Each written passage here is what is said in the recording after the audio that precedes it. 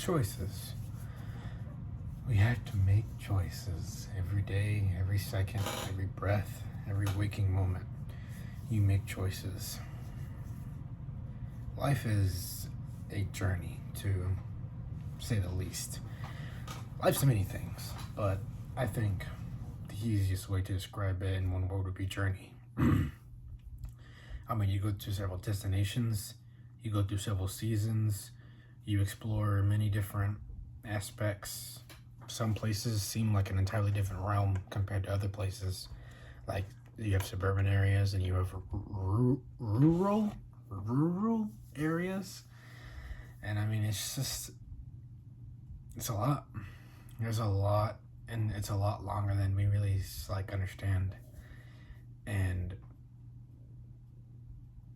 you have to make choice. You have to, but you do make choices. It's more like you do make choices.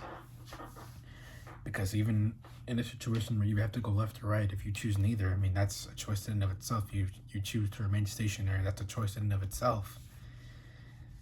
And sometimes it can be difficult to cope with the choices we've made, and it can be difficult to cope with the choices we're going to have to make. And I think we shouldn't be coping at all. I think we should be confident.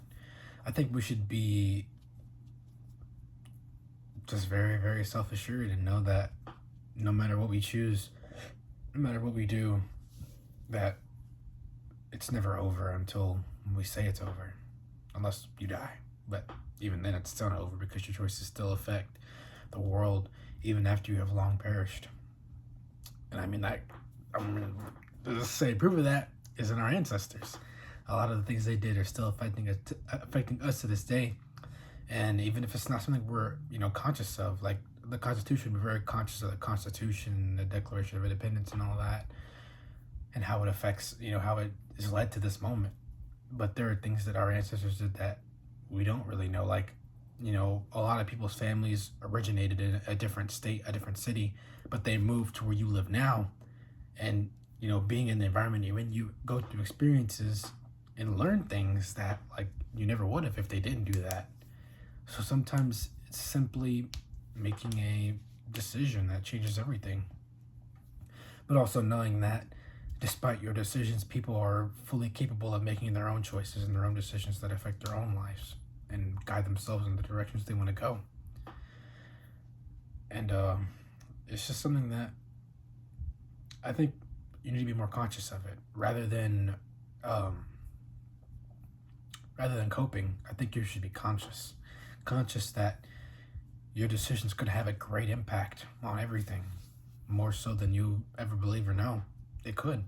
It probably will. And whether it does or doesn't shouldn't change the fact that you need to be conscious of it, not just because of the fact that it's going to affect you, but because it's going to affect other people. And naturally, as somebody who has grown to care about people more, despite my I'm not gonna get into that.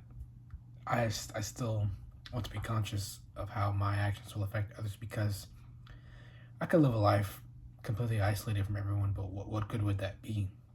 It might be peaceful to a certain degree. It might be whatever to a certain degree. What will it really accomplish? Peace? Oh wow, oh my gosh, that's crazy. I just got that. Peace is good, but there is a certain point where it turns into sloth. At some point, you begin to idolize your peace. And because of the fact that you're idolizing, not only are you idolizing it, but you're also becoming slothful. Whoa. I just got that literally just now. Wow. Okay. That's crazy. I never thought about it like that. Wow. That makes a lot of sense, though. Yeah, that does make a lot of sense, because sometimes you become so desensitized, you become so you get to a point where you just begin to expect everything to turn into a fight, everything to turn into something that naturally you just completely give up altogether on doing that thing. Yeah. Because of that, you could be missing out on something, or you could just be not being obedient to God. not being obedient to yourself, to what you really want, to knowing that even though the actions of others should not dictate my own actions, that should go for everything. That should be absolute. That should be a principle instilled in us. We should make our choices because we know what we know, and our choices should also be something we reflect on to grow rather than cope. We should reflect on our choices, to look at them, to see the outcome, to see, what it did and how it impacted myself, how it impacted others, and grow accordingly in whatever direction you feel like you need to. Because sometimes we think we're walking straight, but we're actually walking backwards. It's like you gotta be like, oh shit, I'm actually not going where I want to go. So let me redirect and start going where I want to go. Because Scripture says that the Lord will make give. I think it's give all your. No. It's something like follow the Lord your God with all your heart, mind, body, and soul. That's the first commandment. With the Scripture, it's basically to follow the Lord's will, and He will make your path straight and narrow. And we could be going right, we could be going really far right, really far left, and it's like, no, you got to go straight and narrow. And that's the point we want to be at. We want to be straight and narrow because we want to make it be like our choices are always the same. We always choose the same things. We always do the same thing, that which is right.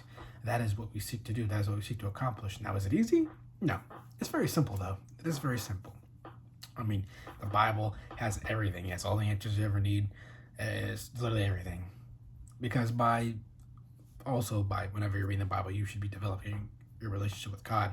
And because you're reading the Bible, it will be the foothold to you developing that relationship perfectly.